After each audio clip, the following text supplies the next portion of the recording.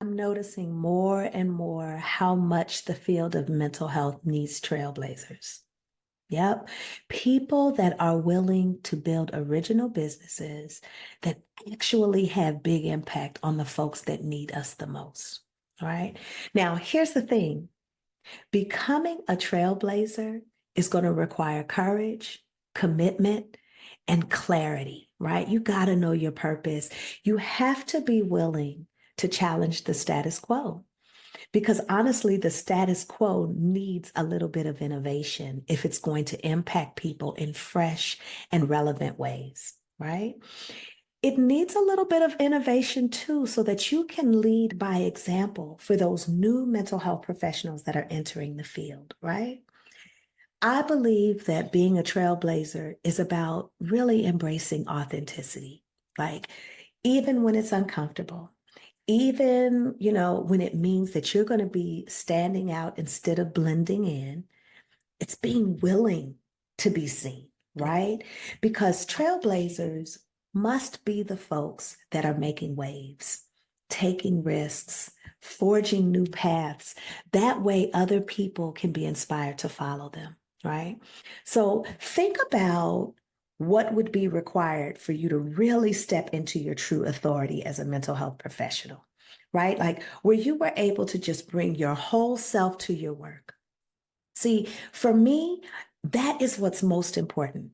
I am here to ensure that I'm supporting mental health professionals in creating businesses that have big impact, that are really satisfying for years to come, and really helping to position people with the kind of expert status they need to do big, big, meaningful work, right? Now, for me to do that, I have to have a set of brand values too. And my values, I really try to infuse it in the way that I do my work, but also infuse it in your growth process. So for me, confidence, authenticity, and alignment are a real big deal. Because I know that when you have the kind of confidence that's needed for you to step boldly into your calling, that you are going to show up and make a big splash with the folks that need you the most, right? See, you cannot be shy about saying what it is that needs to be said.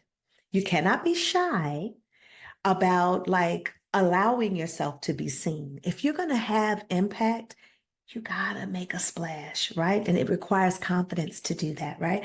The other piece for me that's big is authenticity, right?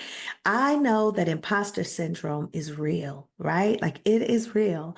But the way that we can push past that is by learning to embrace your true self, really to highlight your strengths and build a business that really suits you well. You get to make the kinds of choices that make business building better and more effective for you.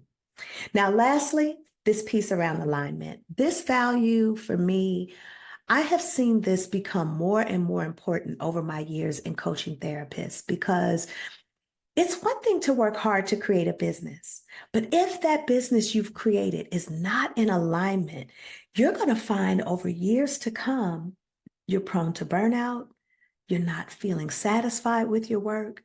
And then, I mean, how frustrating to have climbed this ladder and find out that it's on the wrong mountain. So I'm here about making sure that we build business in a way that is truly in alignment with the best of what you want for your future, so that these kinds of things don't happen to you 5, 10, 15 years down the line in your career. So if you are ready to stop playing small, if you're ready to stop hiding, and you're ready to build a business that aligns with who you are and really positions you to do some unique and beautiful work, you and I need to talk. Book a discovery call with me now so we can speak about the ways that these values can show up in your business building process, and even how you can start to discover the values that guide your business building principles so you can sense that satisfaction, that alignment, and those profits for years to come.